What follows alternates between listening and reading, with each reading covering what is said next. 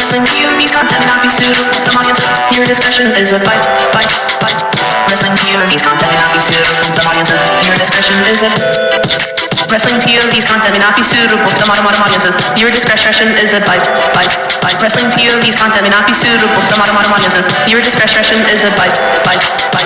Wrestling POV's content may not be suitable to audiences. Your discretion is advised. Wrestling POV's content may not be suitable to audiences.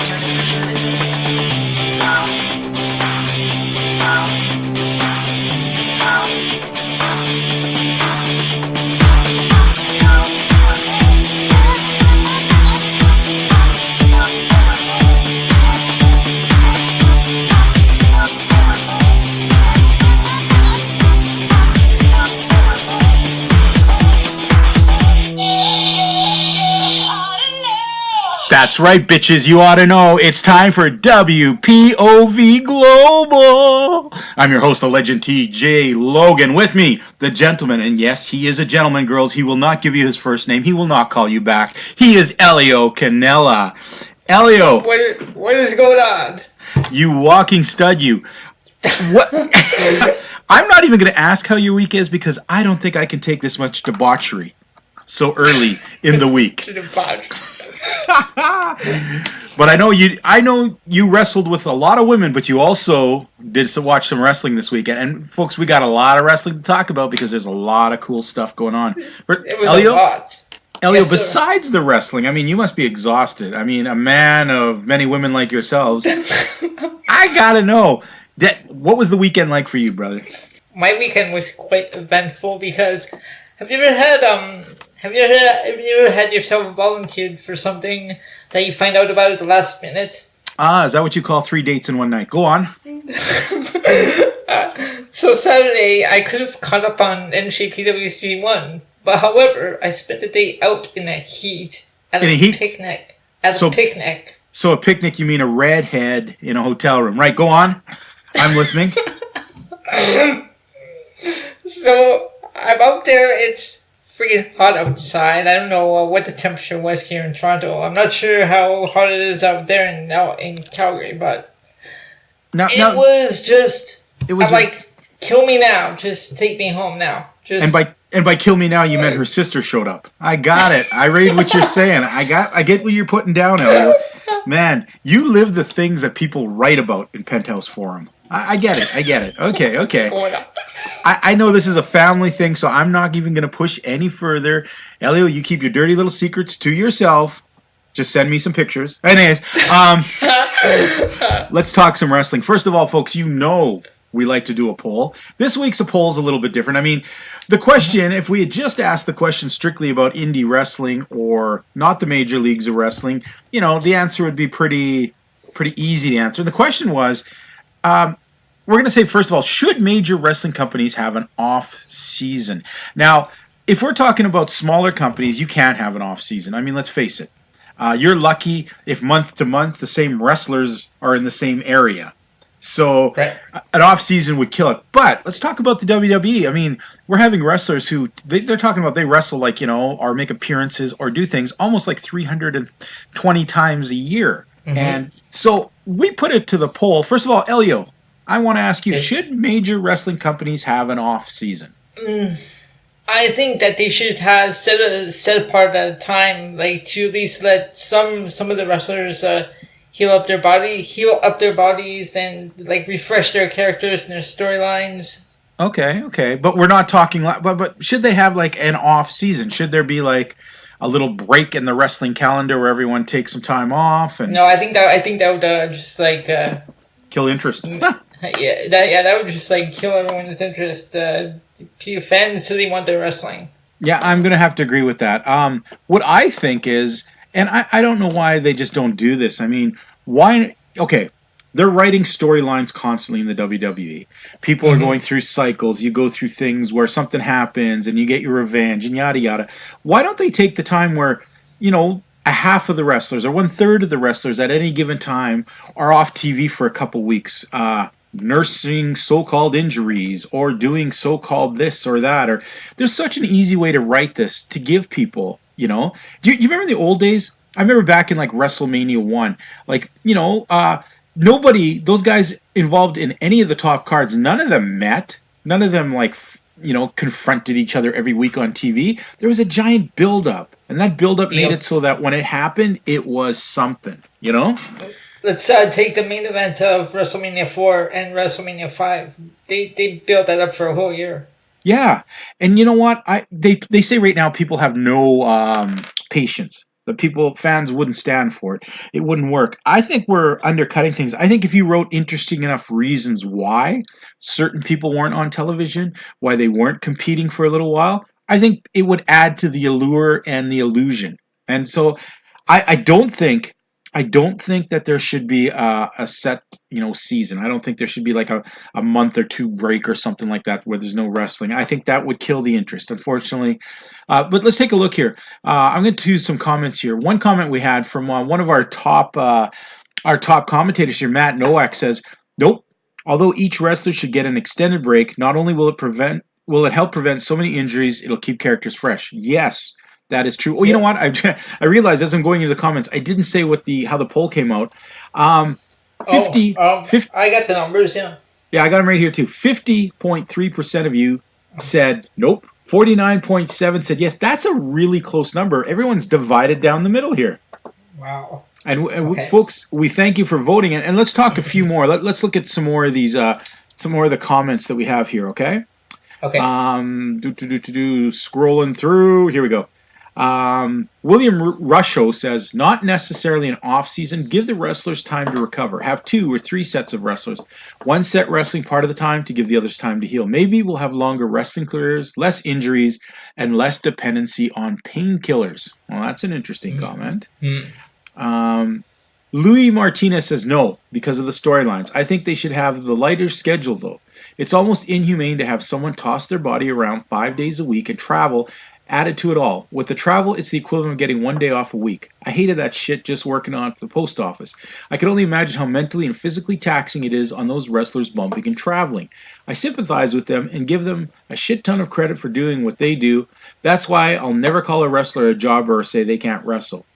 That shit ain't easy, and I think a lot of fans don't understand that. Good point, Yep. Lou. And liberal use of the word shit. Jeffrey Knight II. Ooh, there's another Jeffrey Knight out there. Okay. It's structured close to the sport of boxing, and though, yes, boxing is a match every few months or less per boxer, they don't technically have an off season. Well, I don't think that's a really good comparison, Jeffrey. I think that's interesting, but ultimately kind of silly. Okay. Sean Hughes says UFC has a show freaking every month. Yeah. Sean Hughes, they should have less house shows and tours for sure. Make them mean more, and when they do go on tour. Tom Williams says they should do this, and then he sent us a link to a YouTube thing called WWE Off Season ? Wrestling with Regret. Well, I'm too busy of a man to read that, and we know Elio's too busy with the ladies to read that. So fans, maybe you could take a look at that. Clint Lewis says give the stars 3 months off and feature the people that normally don't get seen. Okay, so that's a tough one. I mean, okay, you give the stars 3 months off. Are people going to take 3 months of sort of the mid card or lower card guys? I think that might not work. No, they're going to get bored real quick if you do that. Yeah. Greg Francis says they should have an off season in the regular sense, but they should do. Okay, they should have an off season in the regular sense, but they should be doing a better job with how they deal with the talent they have. If they really must have a brand split, I'd have 4 groups: Raw roster, SmackDown roster, house show, smaller venues, leave roster. The house show one could be used for those not getting on TV, so they're still working. If every talent had 2 to 3 months off annually, it would allow him and the product to remain fresh. You'd have one guy leaving and another guy returning. If you get an injury to a TV guy, you can reach into the house show cycle for a band-aid. You could cycle through the house show roster as the lower mid-card for the TV shows. It would just keep everything fresh, allow talent not to burn out, and have more guys exposed. I kind of like that. I like that idea. That's something I carefully laid out plan. But Jeffrey Knight II says, Greg Francis, that'd make it harder to keep things spontaneous. Really? There is nothing spontaneous in the WWE. Trust me, there is nothing spontaneous, okay? And if it does happen, usually Vince McMahon squashes the spontaneous thing and beats you over the head with it till you're sick of it.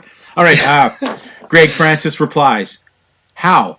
Having everyone on every show doing the exact thing over and over isn't exactly spontaneous. This way you'd have guys appearing from the leave list regularly, guys switched out with the house show list randomly. It actually makes it a bit easier to be spontaneous, unless you think they change big picture things seconds before they happen constantly. They do. Unfortunately, they use the same guys. Jeffrey Knight replies with, yeah, but injuries are random and call-ups and returns appear random when done right. Here they would always be rotating and Smarks would always be aware and anticipating and judging. But then again, you can never please the Marks and Smarks anyways. Well, they're having a good conversation, these two. Greg Francis replies back to Jeffrey Knight for the 18th millionth time. That's the thing that's killing the industry, sharing what the Smarks think. They tried booking to please them and it drove off the majority of the casuals. Then the Lotus Smarks left because they still were happy and they no longer had their ego stroked by being the know-it-all prick in a large crowd. It's left a small group of casuals and hardcores who will hunt out the type of product they like. It's no coincidence the decline in wrestling popularity begin at the same time the internet. Let the Smarks bitch and moan. Man, I love this. These guys are go now. So, okay, you know what? Put them in the ring. Yeah, that'd be interesting. Now, you know what? I'm going to have to say I like Greg Francis's idea in theory. In theory, that's a pretty cool idea. The problem is, I mean, you get like, okay, the WWE, all the decisions get made by Vince McMahon. He has the final say of everything. Sure. And this would be a cool system, but then you have stuff where there's like, where Vince McMahon doesn't even realize that there's guys that aren't even wrestling for him anymore, that are backstage visiting people, and he thinks that guy's still on his roster. So how do you think he's going to be able to keep track of who's what, where, and how to make decisions? Unless they're willing to build him a very extensive yet colorful chart each week, and maybe that's the way to go. A perfect example is JTG. You tell the example. JTG. Okay, well, tell the example. Oh, because he was under their on their roster for the longest time, and everyone seemed to have forgotten about him. Yeah. I mean, to be honest, the WWE history, at least in the last couple of years, there is a lot of guys who some people didn't even realize were still on the roster, that were still getting regular paydays, who made no appearances anywhere. They actually made it into a game. See how long it took him to get fired. Yeah, you know, they knew that they didn't even show up at catering. They were just, they knew if they showed up at catering, they actually might get fired, so they just stayed at home and still collected money. So, you know what, that doesn't bode well for a complicated, and I wish it did.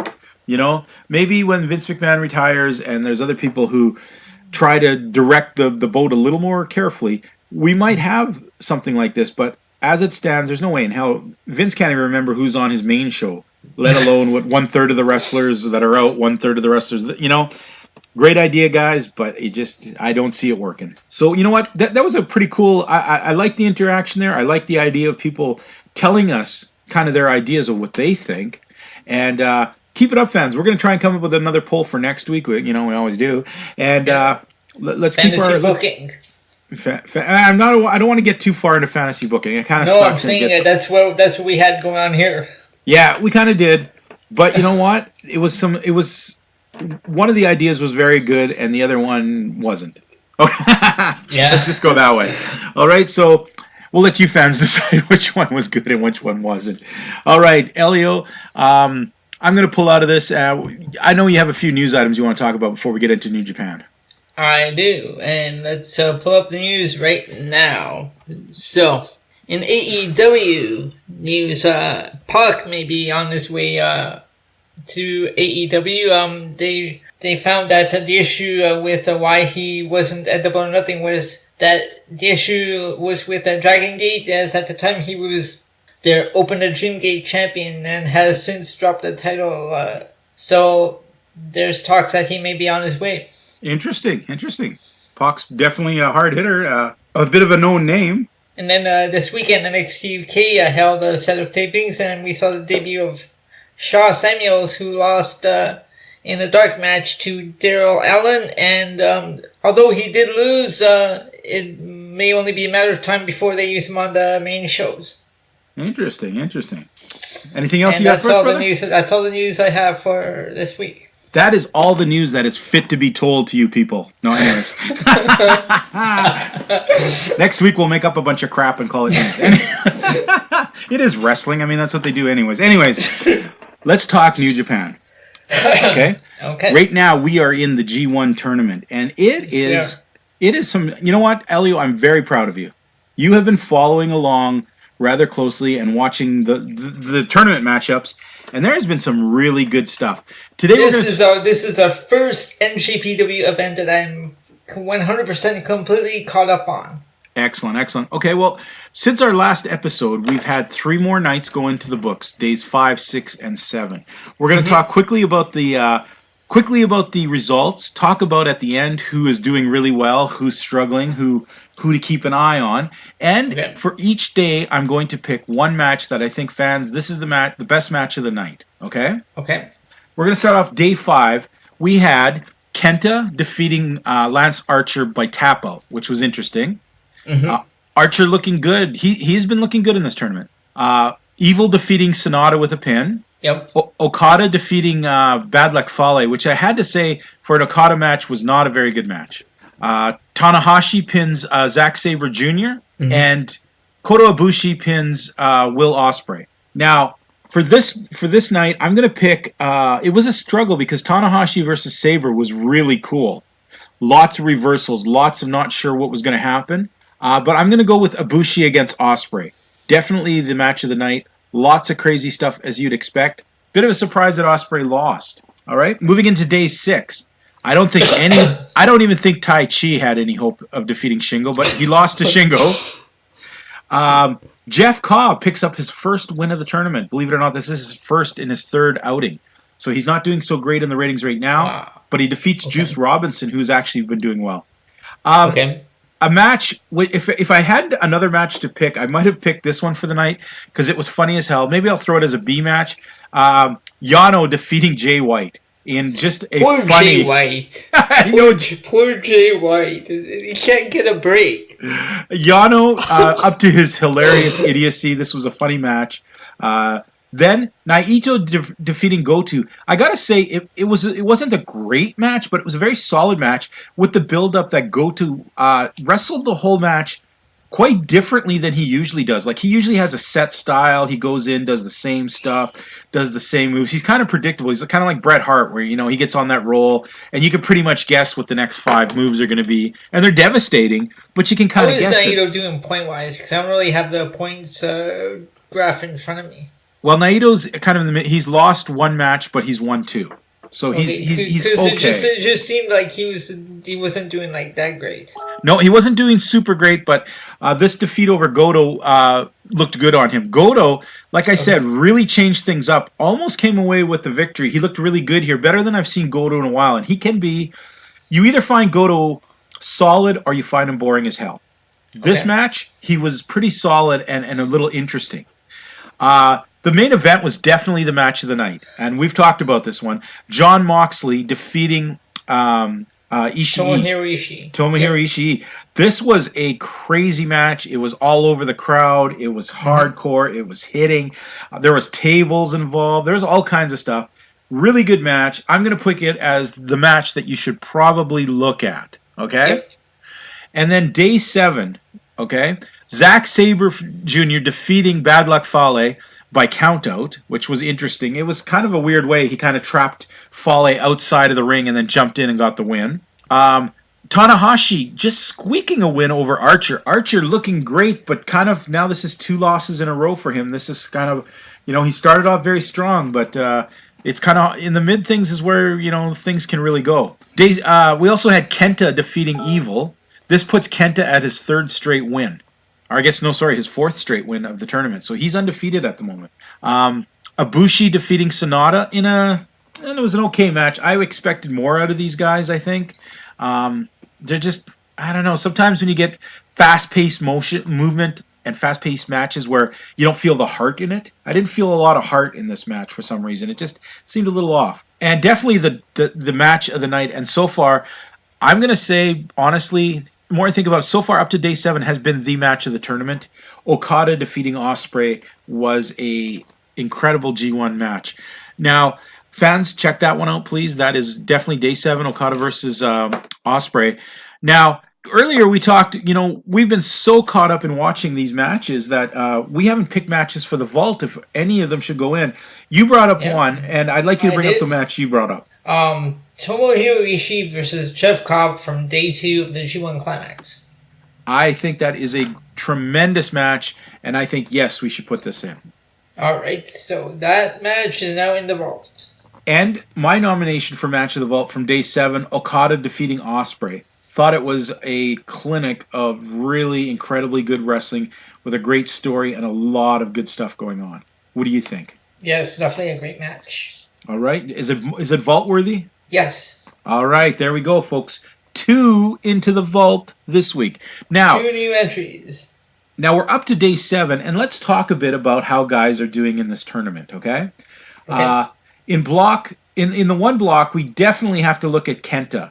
Kenta and Okada are undefeated. They have won 4 of their matches already. There are some guys who go through these entire tournaments that are lucky to get 3 or 4 victories. They've had their first 4 already. Now, the problem is they're on the same block, so they're eventually going to collide. And I thought I saw somewhere on Facebook earlier that they're having a match on Saturday. I believe it is the next match coming up. It'll be day 9s, and this I think this could be very telling of who's looking good. I mean, Okada is definitely looking so strong right now, but it's been a long time since the IWGP champion has actually won a tournament. So that is one thing to look at. Kenta, man, he has been getting stronger and stronger every match. He definitely has a lot to, it feels like he has a lot to prove here. Ospreay has just been incredible. Whether he wins or loses, the guy just looks like he makes his opponents. He elevates everybody he gets in the ring with. Everyone looks better, Bad Luck Fale, well, he's just a spoiler in there. He'll win a couple matches. He'll lose a couple matches. The one who surprises me, Zack Sabre Jr. I mean, this was his first victory over Fale, and he has been struggling in this tournament. He has been getting reversals left and right, people pulling in sneak pins like he usually does on others. He's looking rather frustrated and not very strong in this tournament. A lot of these guys that we thought were going to do good aren't doing so great so far. Right. Sticking with Block A, Tanahashi right now, he's kind of looking in the midways. He looks good, but he's not very dominant. Ibushi, man, he is like all over the place. Some days he's looking great, some days he's looking okay. I think he's actually going to finish in the middle of the pack here. Evil has been looking good, but not great. And Sonata has been disappointing me lately. He has some great looks, and then things kind of phase out. And definitely in Block A, the surprise, Archer. Man, Lance Archer has been looking like a monster. We thought Lance Archer would finish towards the bottom, but he's been pulling out some wins. Dude, let's face it, we thought he was going to finish last place. Maybe him and Fale would be battling for last. Who would have guessed by now it would be Fale and Sabre Jr. fighting for the last place? Oh, with Tai Chi. Okay, over to Block B now. Shingo looking really strong. But definitely the guy John Moxley is undefeated so far in his block. All right? He has looked tremendous. Everyone else in the rest of Block B hasn't really been as dominant as Moxley. I mean, Ishii has done well, but Moxley gave him a loss. Yano has been in there, sneaking wins, losing some, winning some. Naito, rough start, but he's starting to look a little better. Goto, floating on the bottom. Shingo's doing okay, but I'm just not feeling it from him in this tournament. I picked him as one of my top 2. Yeah. White. Poor, like you said, poor Jeff. Poor Jay White. Jay White. You gotta feel bad for him. Yeah, he's not having a good tournament. Who else do we have in this block? Jeff Cobb gets his first. I'm surprised that he got his first victory in his 4th match. So, he definitely, in his 3rd match, I guess that would be. I expected a little bit more, but it's an early tournament. And defeating Juice Robinson, Juice has been this has been Juice's best of the last 2 or 3 that he's been in. 2 he's been in. This is the best he's done so far. He looks very determined out there. And lastly, of course, Tai Chi. Come on, man. This guy I think he's got one victory so far, and it was a cheap victory. And let's face it, Tai Chi translates to I'm sorry. sucks in Japanese. The worst thing about this guy is that he holds a mic when he's in the ring, and like he's not even doing a good job of trying to lip sync. Yeah, dude, it's not the worst thing. It's just one of the many dumb things about this guy. I mean, It's just stupid. everything about him's terrible. I mean, from the opera stupid-looking setup to the poor lip syncing to the mask to the ripping off his pants so he's wearing like the world's smallest trunks. And let's not forget he's a piss poor wrestler. So I think Tai Chi is going to finish. I think I said this before. I think he is going to finish in last place. Yes, definitely. It's a battle between him and Fale, who's going to come in last this year. Fale's gonna fall. Yeah, Fale was going to fall and actually He's win. already fallen. So far this tournament's great. We're on day 7. We've got 3 or 4 more weeks left. We've got a lot of wrestling coming up. Things are looking good. If I had to adjust right now after looking at the way things have gone versus what I said before, I'm going to say in Block A right now, my top pick is Kenta.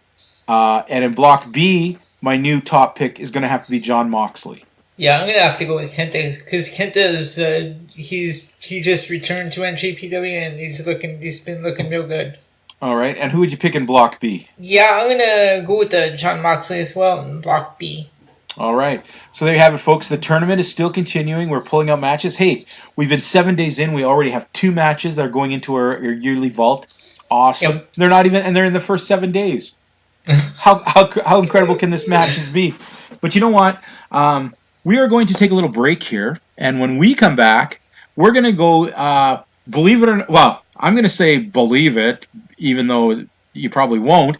ROH had a pay-per-view that apparently no one but the wrestlers really knew about. Maybe some of the people I didn't know about it. I didn't know about it, but yeah, I caught some of it, and there's a bit to report about it. We'll talk about that. Okay. Then we'll talk about our three matches that we pick for. Our 3 shows. We'll go over them, and we got a lot more to come, folks. So stay with us. We'll see you back in a minute. Hello, this is Miguel Cole from the Wrestling POV podcast. Wrestling POV and Wrestling POV Global is affiliated with the Collar and Elbow brand. Go to collarandelbowbrand.com and save yourself 10% by using promo code WPOV. Collar and Elbow has t-shirts, hoodies, sunglasses, and more. And the best part, you're helping out your local indie wrestlers. And you're helping out the best wrestling podcast of all, Wrestling POV and Wrestling POV Global. You don't want to miss out. So save yourself 10% by using promo code WPOV. Oh my goodness! What's up? This is Jeff Cobb. You're listening to WPOV Global. Hey, folks, we are back. Elio? Yes, sir. Now, sometimes, I got to tell you, okay, I grew up for years loving ROH. ROH wrestling, I used to love. I own discs that I purchased from ROH that I had, I mailed across the internet, got them come across the mail. I've loved ROH for years. Lately, ROH sometimes isn't doing a lot for me these days. And I don't know if it's the roster, if it's the rebuilding phase, but I'm finding myself a little bit disinterested in the product right now. And as a good example, we joked about this, but I don't even think we both really realized it, but there was like a pay-per-view this weekend, like a Ring of Honor show, a big one. I did not know. I just pulled up the results now during the break. Well, you know what? That is indicative of what's going on right now with ROH is a lot of people, they don't realize what's going on, that there is stuff going on. And so, you know what? I'm going to go over some of the card here, okay? I mean, they did show a lot of the video highlights on this week's ROH TV, but like I don't usually pay attention. I just watch the matches and I get through the show. All right. Well, let's start off with, it was called the Manhattan Mayhem, okay? Yep. Let's look at some of the matches. We had Matt Taven defending his ROH Championship belt against Kenny King and Jay Lethal. Interesting match. A lot of Lethal and Kenny King going after each other. Matt Taven kind of squeaking out the win. Not the most strongest showing for the ROH champion. Next match, we had Lifeblood taking on Villain Enterprises. It was interesting, and I don't know, like, are Villain Enterprises good guys or bad guys? I still don't know. People love PCO, but the rest of the guys just act like heels. Yeah, and then Lifeblood, who are supposed to be the good guys, at times can be extremely boring. You know, I mean, their wrestling's okay, but their personalities are just not really there. I agree. Now, Lifeblood taking the match from Villain Enterprises. And how about this one? The ROH Tag Team Champions, the Guerrillas of Destiny, losing the titles to the Briscoes. This has got to be, what, the 800th time the Briscoes have won this belt? It seems quite a bit. But the Briscoes win in a New York street fight. Now, I skipped some of the other matches on there because, you know, there were a few other matches Yeah, it's so good because I was looking through some of the other matches. They didn't look all that interesting. Not really. So, you know what? I mean, maybe I might have been interested to see Roosh defeating TK O'Ryan. I'm starting to enjoy both Roosh and TK O'Ryan. I'm starting to, TK O'Ryan's finally getting that chance to, like, stand out a little more instead of just being the generic guy. So I'm enjoying that about him. And Roosh, I think they have the potential to make this guy a big star. And I hope ROH knows what to do with him. Now, like I said, that was our coverage of this week's. You know what? Let's skip it around. Since we are talking ROH, why don't we talk about ROH TV this week? And I know you are going to cover that. Let's talk a bit about what we saw and what we think of some of the wrestlers we're seeing, okay? Okay, so ROH this week, it was a lot of video highlights from like Best in the World and like you just said, Manhattan Mayhem. So the couple of matches in the opening match, there was a four corners match with Jonathan Gresham defeating Dalton Castle, Kenny King, and Jeff Cobb. And Jonathan Gresham pulled out the win over here in this one, rolling up King, but he had hold of the tights to pick up the victory in that one. Now that's interesting to go that way, you know. Jonathan Gresham, who's been so long, they're portrayed as the pure wrestler, and now he's pulling trunks. Yeah, so heel turn, I don't know. And other things to look at, Kenny King, well, you know what you get with Kenny King. Dalton Castle putting in a bit of stronger performance than I've seen him in a while. And Jeff Cobb, poor Jeff Cobb. You say poor Jay White, poor Jeff Cobb. Yeah, poor Jeff Cobb on this one, man. On ROH, he's I'm not sure what they got planned for him, but they better not squander him because he's definitely one of the best things they got going in their company right now. So a little disconcerting. Castle, a few years back, Dalton Castle, okay, like he had an interesting look the first time I saw him, but I never really seen any of his matches till I started watching ROH. But now it's just his look is just totally gone. I'm just not a fan of Dalton Castle. Okay, Jonathan Gresham pulling out the cheating. What do you think of that? Yeah, that was a surprise because he's always he defeated Silas Young in that Pure Rules match at Best in the World, and then to see him just cheating to pick up the win in this one. Well, I met Jonathan Gresham last year. Put on a tremendous match out here in Red Deer of all places, and he's a small guy. Like you don't realize how small he really is till you meet him. He's very small. But I don't know why this sticks in my craw a bit. Him having to cheat, I'm not cool with it. Yeah. And then we have a backstage promo with Shinobi Shadow Squad saying they're gonna. Who? Who did you say? The Shinobi Shadow Squad. No. The Shinobi Shits. Did you say the Shinobi Shit Squad? Because that's what they are. Oh, that's right. Yeah, the Shinobi Shit Squad. Yes, you are correct. So we had a promo with them saying they're going to bankrupt Villain Enterprises and take the 6-man tag team championships. Yeah, maybe they'll take their laundry for them down to the laundromat and get it done. Now, this is the one you wanted to ask my thoughts on. Yes. Soldiers of Savagery defeating two Nobodies, yeah. I didn't even know who didn't even mention the name. So, Soldiers of Savagery. I'm not sure what to think. This is my first time seeing them. I don't know. It's just their debut match, anyways. You know what they kind of remind me of, and maybe it'll get better. Maybe it'll change, but it's like back in the day when there used to be the Road Warriors, and then the WWE rolled out Demolition. You knew they weren't anywhere as cool as the Road Warriors. Right. You knew they couldn't face up to the Road Warriors, but you knew that was the role that they were given. They kind of remind me, like their gear. They kind of remind me of AOP. I don't know what to think of these guys. I'm going to say let's hold back a bit. Let's hold back. Yeah, I'm not going to see anything this week. I want to see more from them first.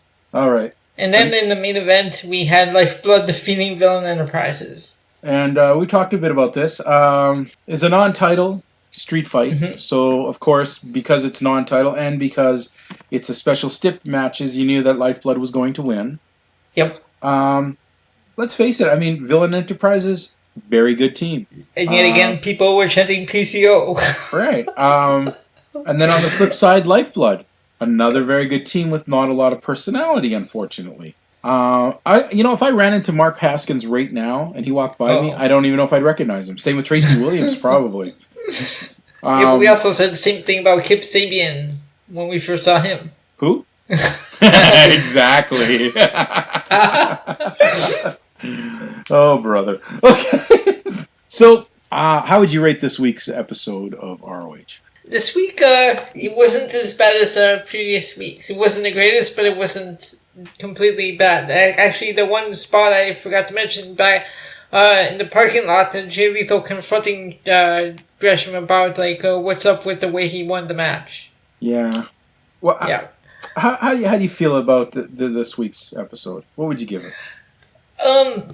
You know what? I'm gonna go with the C on this week. Like I said, it wasn't the best, but it wasn't really horrible. Okay.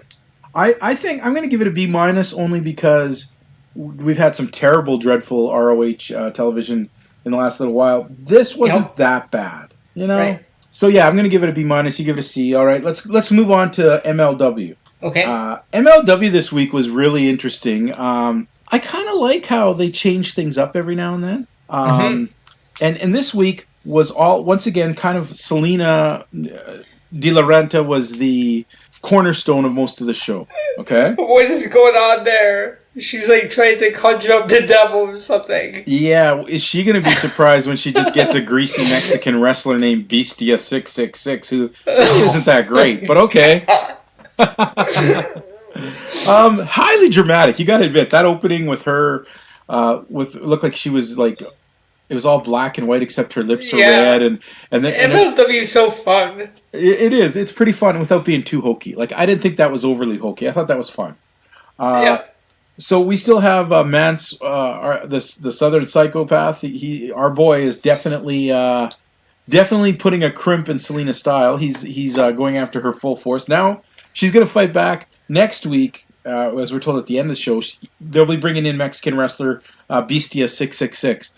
Okay. I've seen this guy before. I mean, let's see how they present him. I'm not even going to say anything good or bad, okay? We'll leave it at that. Okay. Okay, then we go on to this I found really bizarre. And there are times when stuff falls flat for me for MLW. This did. They had this interview with Alexander Hammerstone, and he's with MJF and Richard Holiday and that chick, I can't remember her name, Bimbo McGee or whatever. Anyways, they're being interviewed out of nowhere, out of all the episodes I've watched, I have never seen Davey Boy Smith's sister. Now all of a sudden she's interviewing the guy who's fighting her brother. As soon as I heard Georgia Smith, I'm like, wait, that's Georgia Smith. The only time I saw her was a picture from 1992 WCW magazine. Yeah, so it just seems so weird that they bring her out for this interview. And so she goes through the interview, and it was sort of funny because Hammerstone's saying all this stuff about how, Davey Boy Smith's a goof and a genetically inferior and yada, yada, yada, yada. Yeah. And then MJF is well, not all of them are, trying to not insult Bret Hart probably, who probably cried in his cereal when he heard this. But, and then at the end, Davey Boy Smith's sister looks at Hammerstone and calls him a dink or a jerk or something like that. Or you're an asshole or something like that. It was just I don't get it. Okay, that is one of the, for me, they do weird missteps like Casey, the backstage interviewer. This was kind of on that level for me. I was Oh, just we kind didn't of like, see her this week, did we? no, we did not. We did Oh, not. thank God. Okay, so then we finally get to the match. Alexander Hammerstone puts up his MLW open weight, which I don't even understand the concept yet of the open weight. We'll figure it out someday. Against Okay. Davey Boy Smith. Yep. It goes to a pretty good match. I mean, Davey Boy starts getting in some really good stuff, but then MJF gets up, grabs the Canadian flag, and spits on it, and then wipes it with his nose. Oh, I saw that. For the first time ever, Davey Boy Smith remembers he's super Canadian and grabs the flag stick and starts beating the crap out of everyone. So of course he gets disqualified in this match. The referee just stares at him for a second, and then he calls for the bell. Yeah, it was a little bit odd timing with that, I'm going to say. We see Conan with Selena's phone, and he says he's going to post things that she did to him. We'll see what that's all about. So who is he talking about? Was he He's talking about Selena. Comments? So those comments were directed towards Selena. Yeah. Oh, okay, because did you catch that Roddy Piper quote? Yes, but say it for the fans. Cuando tú crees que estaba la respuesta, yo te cambio la pregunta. Just when you think you have all the answers, I change your questions. Yeah. I'm like, okay. And Roddy Piper rolled in his grave. They have a little video about Ross and Marshall Von Erich. I'm not sold on these guys yet, so I need to see more of them than just packages. Okay? And I don't mean their packages, I mean video packages. They're going to take on Contra Unit next week, so that's coming up. They talk a bit about how no one's heard from Fatu since he's won the belt. Or, Jacob Fatu wins the belt. Yep. Where's the world champion? Nobody knows. Apparently we might hear from him next week. So that's interesting, I guess. Mance Warner comes out, and we see a more dangerous side of Mance Warner. Gone were all the jokey parts this week. Instead, we got the very serious. He's gonna even saying, you get the devil, but the devil ain't got shit on Mance. Damn. Mance is mad. Now, what I find MLW fun sometimes is stuff like this. Now, we got a totally luchador style match. Dr. Wagner and El Hijo D. Dr. Wagner Jr. Wow, okay. Doesn't the Junior negate with the El Hijo? Anyways, I don't know. My Spanish. Taking on LA Park and El Hijo D. Los Angeles Park. You had to enjoy it. There's still because what if people didn't know that he was Dr. Wagner Jr.? What if he had a different name and no one knew? You've lost me, buddy. You lost me here. But you said why do they have El Hijo de Wagner Jr.? Right. Well, they don't have El Hijo de Los Angeles Park Jr. Oh, yeah. Oh, this is true. Yeah. Yeah, that's what I'm saying. Yeah, that's where I was confused. Okay. Okay. So, this is where MLW does some neat stuff. Now, I enjoyed this. I don't think I would enjoy this every week, but they had a very old-style, Lucha Libre style match here, where they had the Wagners taking on the Parks. And, there was a lot of fantastical moves, lots of flippy-dippy crap, lots of moves that looked like everyone slowed down to get the move in and stuff like that. But it was the first time I got to see Dr. Wagner fighting in a North American ring, so for me that was pretty cool. And there's something that came out of this match, and I'm not going to talk about it till we get to the book. Okay? All right? New entry. Possible. Now, I am going to say that the winners of this match ends up being El Hijo de Los Angeles Park and Los Angeles Park. So, overall, once again, really enjoyed this week's episode. I'm going to give it a B+. I think that it could have done with maybe one more match on the show, another small match or something. The Hammerstone Davey Boy Smith had such an anticlimactic ending that kind of cut it, but I really enjoyed the Wagners versus the Parks. So I'm going to give it a B+. How are you going to rate this week's? Yeah, I'm gonna go with Saint B+. MLW. We can never say this enough. It's just enjoyable to watch. It's just fun. Yeah, we need to see Matt's fight. Okay, we got enough of it's time to get back into the ring. We don't want to these segments are cool and fun and stuff, but we want to see actually take care of business here. Right. All right, and finally, our last show to look at this week, WWE NXT UK Take it away, buddy. NXT UK, here we go. Now, well, again, you know what? I don't even think I'm going to say the Download Festival until we're actually done with the Download Festival. Let's just say Derby, England. We were in Derby. Yeah, we're back in Derby, England, and we start with Imperium defeating Tyson T-Bone and Saxon Huxley to open the show. Sorry, Marcel Barth. Yeah, Imperium, yeah. Okay. What did you think? I mean, I enjoy Saxon Huxley's look lately. Not so... Tyson T-Bone. Not sold on him. No, it's your basic opener. Imperium dominated and destroyed T-Bone and Huxley. I really enjoy Eichner and Barthel are a cool team. I like them. Yeah, they are. So yeah, I enjoyed this match. And then we have Travis Banks saying it's time to press the reset button on his career, and this is just the beginning for him in NXT UK. Fair enough. At least he didn't whine and complain. Then we had Chinny defeating Zaya Brookside with after the distraction from Chazzy Gabbard at ringside.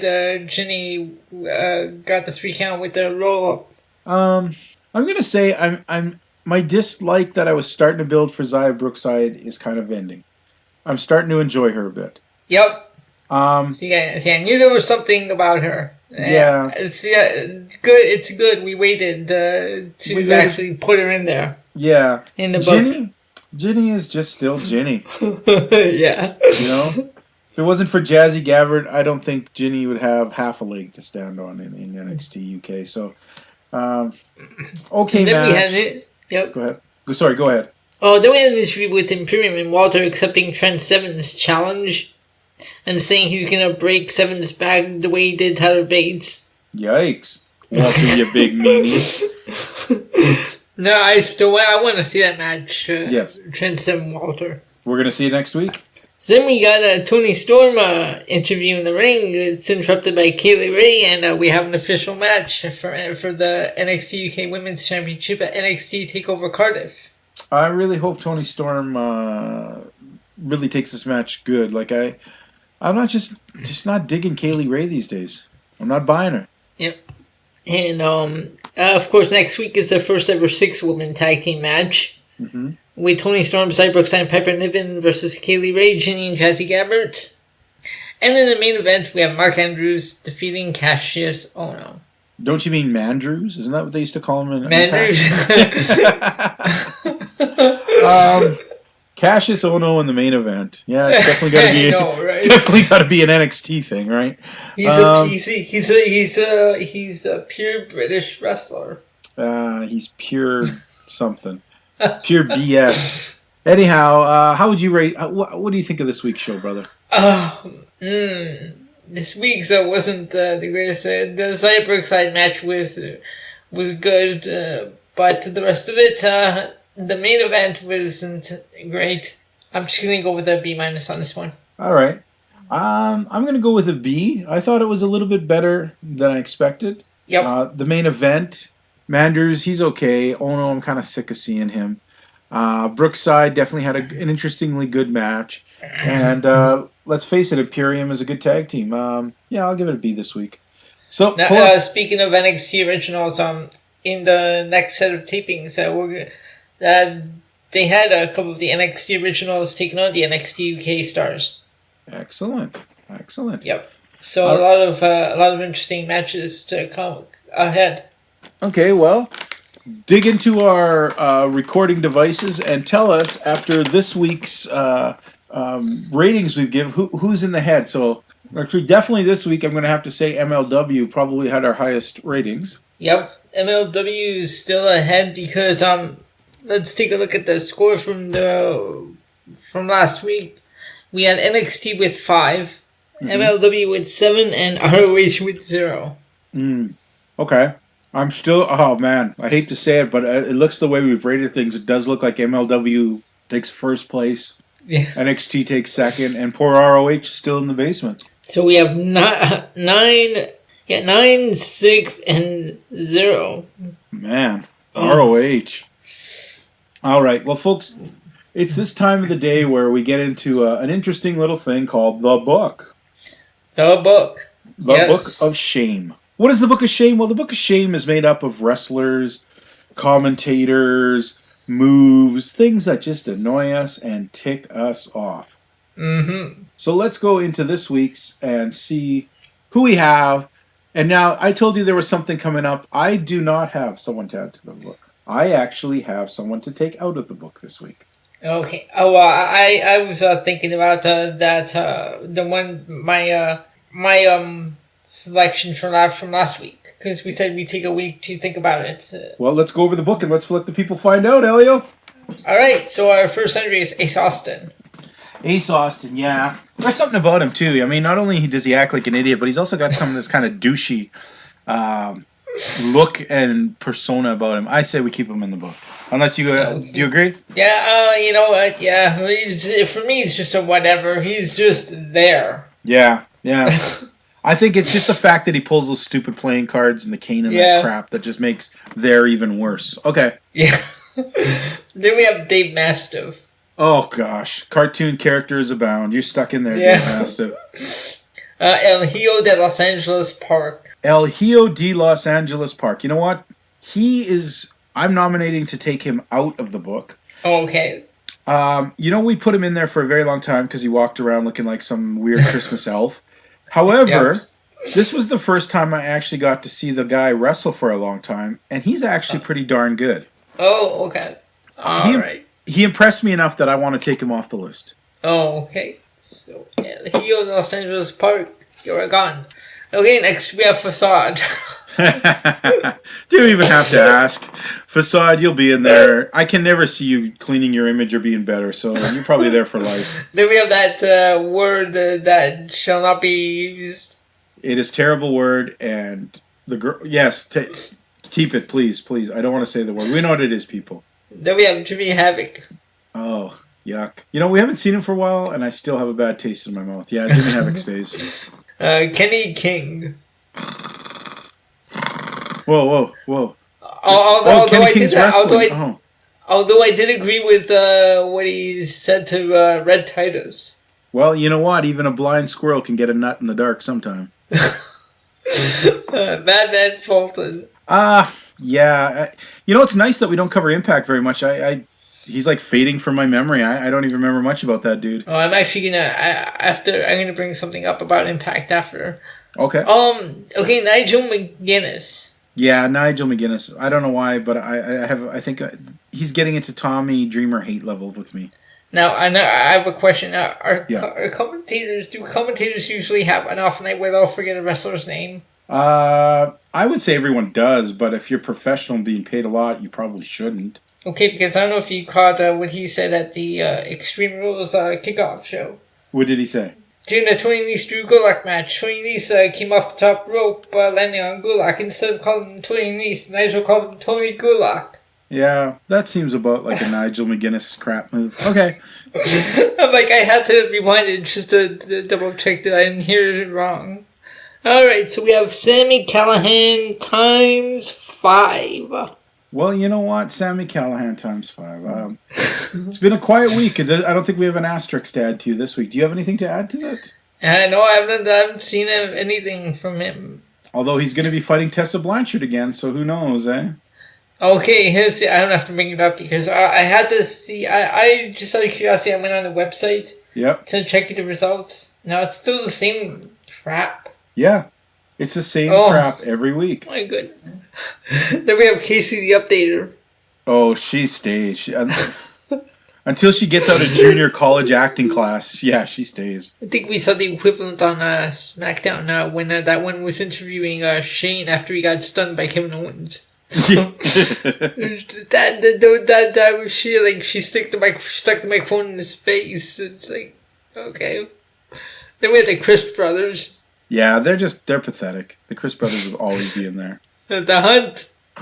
Oh, cartoon's on. Oh, it's Saturday morning. Oh no, it's not a cartoon. It's guys pretending. And Tommy Dreamer. Tommy Dreamer. Yep. You make the chocolate milk in my stomach curdle. I hate you, Tommy Dreamer. Okay, now for my entry that I have from last week that we said we would take a week to decide whether it should go in or not. The term 6 bearded brawl. I totally forgot about it, so it's up to you, man. Is it still bugging you? You know what? I don't even care anymore. They didn't even bring it up anymore, so Let's let it until go. they bring it up again, and then we'll see. Okay. It hasn't reached the word that shall not be named. No. Okay, so folks, there you have it. The book.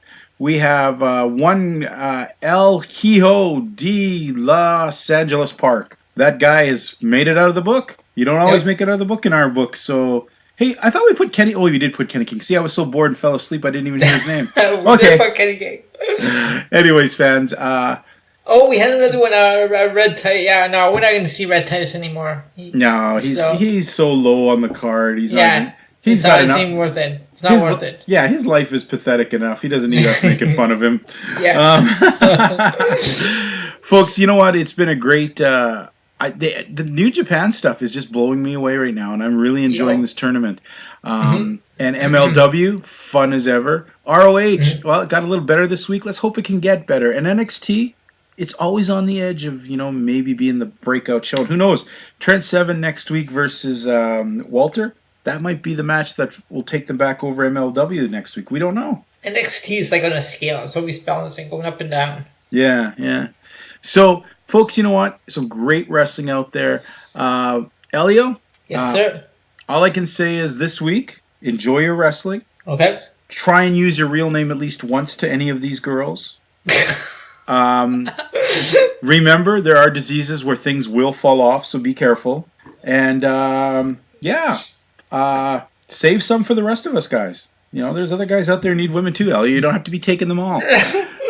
So fans, thank you for tuning in. It's been a wonderful time. You know what? We are also first of all, I have to mention something.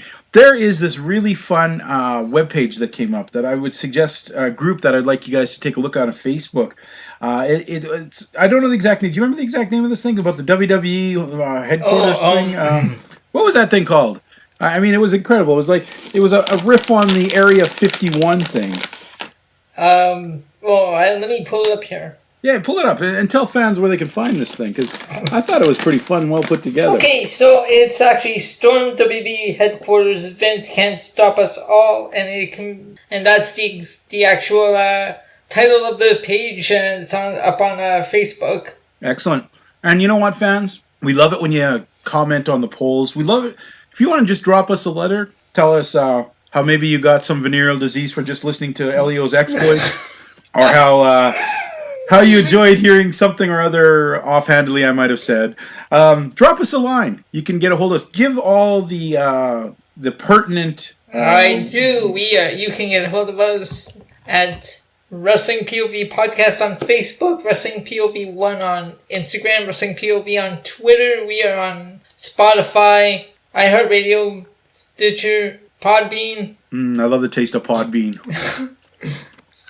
So those are the ways that you can reach us. Well, you know what, fans? Also, one other thing I'd like to mention.